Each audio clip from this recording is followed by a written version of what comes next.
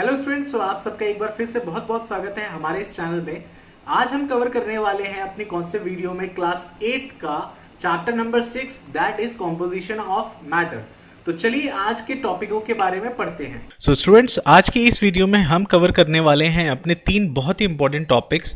जो हमारा पहला टॉपिक होगा आज का, इंटरमॉलिक्यूलर स्पेसेस। सो बेसिकली जो हम यहाँ पे सॉलिड, लिक्विड एंड गैस तीन स्टेट ऑफ मैटर के बारे में बात करेंगे। लास्ट पॉइंट पढ़ेंगे the characteristics of state of matter. तो चलिए आज का सेशन स्टार्ट करते हैं। तो देखिए स्टूडेंट्स, यहाँ पे जो आपका मैटर है वो दुनिया की कोई भी चीज, एनीथिंग दैट ऑक्यूपाइज स्पेस, कोई भी ऐसी वस्तु जो किसी भी तरीके की जगह घेरे। तो अगर मैं यहाँ पे, ये एक ग्राउंड है आपका, ठीक है, ग्राउंड ग्राउंड के ऊपर ये आपका बॉक्स रखा है, ठीक। तो ये कैसे स्टेट में है? ये अभी सॉलिड में है। तो ये जिस पोर्शन में, जितने एरिया में रखा जाएगा ना, तो यहाँ पे क्या कर रहा है, ये कोई ना कोई जगह घेर रहा है। तो ऐसे ही यहाँ पे कोई भी वस्तु जो थोड़ी भी जगह अगर घेरेगी तो वो आपका मैटर है। ओके, चाहे वो लिक्विड हो, चाहे आपका वो सॉलिड हो, चाहे वो गैसियस फॉर्म में हो, कोई भी स्टेट में हो वो चलेगी ये चीज़। ठीक है स्टूडेंट्स, अब मैटर के बाद जान लेते हैं स्टूडेंट्स की एलिमेंट्स क्या होते हैं। देखिए इस दुनिया में कोई भी धातु, जब भी कभी किसी धातु या फिर मेटल, ठीक है, मेटल्स की बात होगी तो वो आपका क्या होंगे, आपके एलिमेंट्स होंगे। जैसे कि आपका कार्बन, ऑक्सीजन, हाइड्रोजन, ये सारे क्या है, मर्क्यूरी, ये आपके सारे ही एलिमेंट्स हैं। और एलिमेंट्स किसको मिला के बनते हैं स्टूडेंट्स? वो बनते हैं आपके एटम्स को। तो एटम्स के छोटे छोटे पार्टिकल्स मिलके आपके क्या बनाते हैं, एलिमेंट्स। तो स्टूडेंट्स, ये जो एलिमेंट्स होते हैं इसको रिक्वायरमेंट होती है कुछ परफेक्ट कैरेक्टरिस्टिक की। तो जैसे मान लीजिए कोई एक सॉलिड है, ठीक है, तो सॉलिड के अंदर उसको सॉलिड रखने के लिए कुछ कैरेक्टरिस्टिक की जरूरत होगी।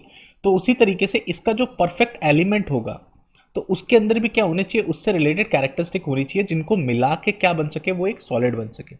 ठीक है स्टूडेंट्स, तो यहाँ पे चलिए मैं आपको कुछ एग्जांपल भी दे देता हूँ। जैसे कि सॉलिड है, अब सॉलिड में एग्जांपल हम क्या ले सकते हैं, कोई भी दे सकते हैं। जैसे आप आज के डेट में आप सब मोबाइल फ़ोन ज़्यादा यूज़ करते हैं, तो मोबाइल आपका एक सॉलिड हो गया। आइस क्यूब जो हम लोग लेते हैं, पानी से बनता है, वो आपका क्या हो गया, एक सॉलिड हो गया। ब्लैक बोर्ड, जो भी वस्तु आप फिजिकली उसे कोई भी चीज़ जिसको आप फिजिकली छू सकते हैं और ठोस होती है छूने में, वो आपका क्या है, एक सॉलिड है। उसके बाद आते हैं लिक्विड पे।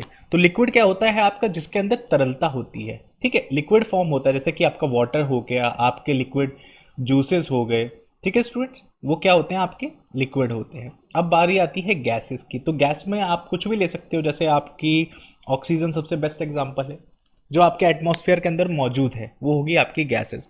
तो बेसिकली ये सॉलिड, लिक्विड और गैस, इनका रोल आपका इंटरमॉलिक्यूलर फोर्स में क्या होता है वो मैं आपको थोड़ा डिटेल में बताऊंगा। बेसिकली सॉलिड फॉर्म में, लिक्विड और गैसेस, ये तीनों स्टेट्स में ये जो इनके बीच यहाँ पे आप देख सकते हो पार्टिकल्स मौजूद हैं, जिसको आप कह सकते हो कि छोटे छोटे ये एटम्स मौजूद हैं।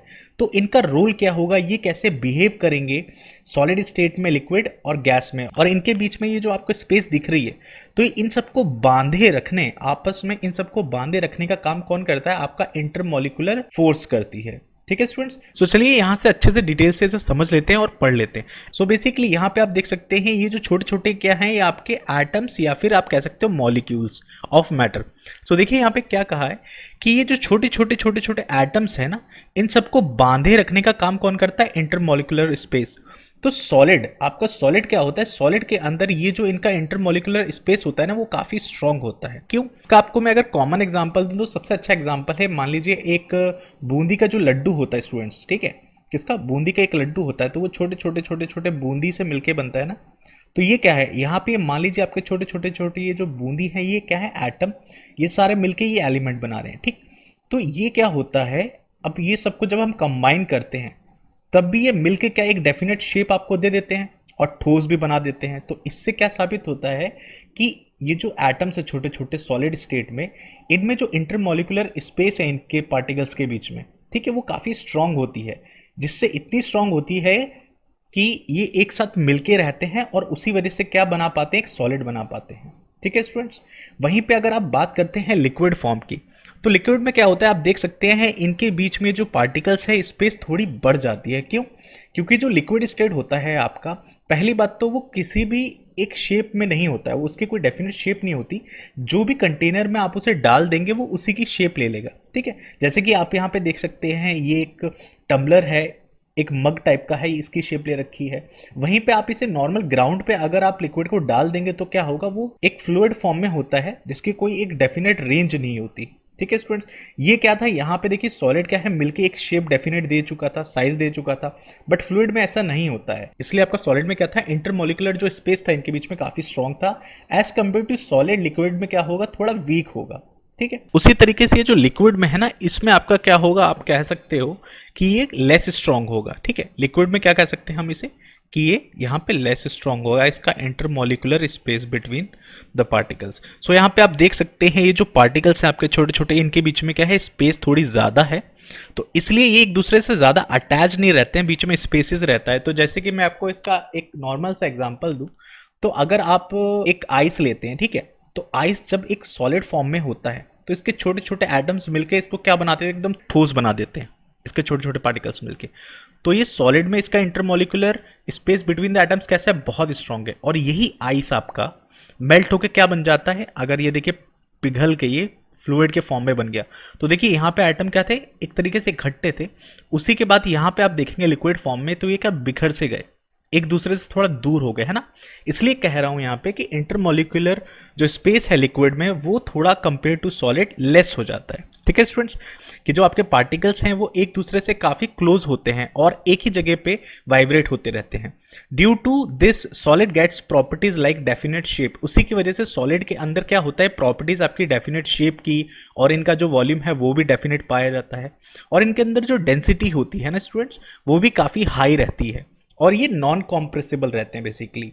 अब यहाँ पे क्या बोला है कि as compare to solid, liquid form में आपका जो इंटरमोलिकुलर फोर्स है वो मॉडरेट होता है, बीच का होता है, क्योंकि सॉलिड में वो स्ट्रांग होता है। इसी वजह से क्या होता है कि जो आपके लिक्विड में पार्टिकल्स हैं वो एक डेफिनेट पोजीशन पे फिक्स नहीं हो पाते। हाँ, हालांकि आप देख सकते हो ये काफी हद तक एक दूसरे के साथ में रखने में हेल्प करते हैं पार्टिकल्स को। As a result liquid have definite volumes, तो इसका नतीजा मिलता है कि जो अब देखिए ये कहीं ना कहीं एक हद तक एक दूसरे को साथ रख पा रहे हैं, इसी की वजह से इसका जो वॉल्यूम है वो डेफिनेट है। तो इनके अंदर कहीं ना कहीं क्या है, बहने की क्षमता तो है क्योंकि लिक्विड है, but their shape is not definite. तो इनकी जो शेप है पर वो क्या होती है, डेफिनेट नहीं होती। जैसा कि मैंने आपको यहाँ पे एग्जांपल दिया था ना, आइस क्यूब से आइस बनता है कि हाँ भाई अब ये थोड़ा सा फैल रहा है, एकदम फिक्स्ड एरिया, जैसे यहाँ पे इतना सा एरिया कवर कर रहा था बट यहाँ पे अब ज्यादा कर रहा है, बह रहा है। और जो पार्टिकल्स हैं वो भी अगर यहाँ से देखा जाए तो थोड़ा सा ज्यादा एक दूसरे से थोड़ा दूर हो गए। तो यहाँ पे यही कह रहा है कि जैसा आप कंटेनर यूज करोगे लिक्विड वैसा ही अपने आप को ढाल लेगा। तो देखिए स्टूडेंट्स, गैसेस फॉर्म में अगर ये ऊपर के सॉलिड और लिक्विड से कंपेयर किया जाए तो गैसेस में जो इंटरमोलिकुलर आपकी फोर्स है वो काफी वीक होती है। गैस से कंपेयर किया जाए लिक्विड को तो काफी स्ट्रॉन्ग है। ठीक है, क्योंकि इसमें काफी सारी चीजें हैं, जैसे कि ये कंटेनर के हिसाब से अपना वॉल्यूम मेंटेन कर सकता है, ज्यादा स्पेसेस मौजूद नहीं है। वहीं पे बात की जाए गैस की, सबसे आसान एग्जांपल इसका देता हूँ। लिक्विड होगा, आप उसको कहीं भी फ्लोर पे डाल दोगे, ठीक है, ऐसी जमीन पे गिर जाएगा तो वह बहुत ज्यादा नहीं फैलेगा, तो थोड़ा सा फैलेगा। बट वहीं गैस की बात की जाए, वो हल्की सी भी लीकेज होगी ना तो आपके पूरे रूम में उसकी स्मेल आने लगती है। जैसे कि आपके घरों में कभी शायद ऐसा हुआ हो कि गैस सिलेंडर से हल्की सी स्मेल भी अगर आती है तो पूरे घर में हमें पता चल जाता है कि चेक कर लो जल्दी से कि कहीं सिलेंडर से गैस तो नहीं निकल रही है। ठीक है स्टूडेंट्स, सो गैस जो होती है ना वो बहुत थोड़ी सी मात्रा में भी जल्दी इधर उधर फैल जाती है। Therefore the constituent particles of gas move freely, इसी वजह से क्या होता है, जो पार्टिकल्स होते हैं गैस के ना वो फ्रीली बहुत आराम से जल्दी जल्दी तेजी से फैल जाते हैं इधर उधर, and occupy all the available space, और जितनी भी उनको खाली जगह मिलती है ना उस सब में वो फैल जाते हैं। और इसी वजह से जो गैस होता है उसके अंदर ना ही एक आपको डेफिनेट शेप मिलती है और ना ही एक डेफिनेट उसका वॉल्यूम होता है। आई होप स्टूडेंट्स इन तीनों का इंटरमोलिकुलर स्पेस और आप कह सकते हो intermolecular force between the particles का कॉन्सेप्ट क्लियर होगा between solid, liquid and gas. यहाँ पे एक बार क्विक रिवीजन करते हुए बता देता हूँ दोबारा से कि ये जो आपका सॉलिड होता है इसके अंदर इंटरमोलिकुलर फोर्स होती है बिटवीन द पार्टिकल्स काफी स्ट्रॉन्ग। क्यों? क्योंकि इसमें एक डेफिनेट शेप पकड़ लेता है। जैसे यहाँ पे मैंने आपको एग्जाम्पल दिया था, ये बूंदी का लड्डू हो गया, छोटे छोटे एटम मिलके एक शेप दे देते हैं और जल्दी टूटते नहीं है। ठीक है, तो इसमें हो गया इंटरमोलिकुलर आपका काफी स्ट्रॉन्ग। वही बात की जाए लिक्विड की, जैसे कि इसके लिए मैं एग्जाम्पल आपको दिया था कि आइस मेल्ट होने के बाद पानी बन जाता है, तो देखिए यहाँ पे क्या था, ये ठोस, उसके बाद थोड़ा सा बह जाता है तो स्पेस भी थोड़ी सी ज्यादा हो जाती है एज कम्पेयर टू सॉलिड। इसी वजह से इसका इंटरमोलिकुलर स्पेस होता है वो लेस होता है थोड़ा एज कम्पेयर टू सॉलिड। और वहीं बात की जाए लास्ट में गैस की, तो गैस की ना ही कोई डेफिनेट शेप है ना ही कोई डेफिनेट वॉल्यूम, उसी वजह से जितनी भी खाली स्पेस उसको मिलती है उतने में वो फ्रीली मूव जल्दी फैल जाता है। और इसीलिए गैस के बीच में जो इंटरमॉलिक्यूलर स्पेस है, मतलब एटम्स को पकड़े रखने का जो जोड़ है, वो काफी ढीला होता है, इसलिए हम कह सकते हैं कि ये होता है वीक इन नेचर। तो दोस्तों आप सब यहाँ देख सकते हैं, आपके लिए लास्ट जो अपना टॉपिक था आज का, characteristic of state of matter, मतलब बेसिकली सॉलिड, लिक्विड और गैस, तीनों ही फॉर्म में जो आपके कॉमन पॉइंट्स हैं उनके बारे में एक डिटेल टेबल यहाँ तैयार कर दिया जो आपके एग्जाम में काफी हेल्पफुल रहेगा आपके लिए।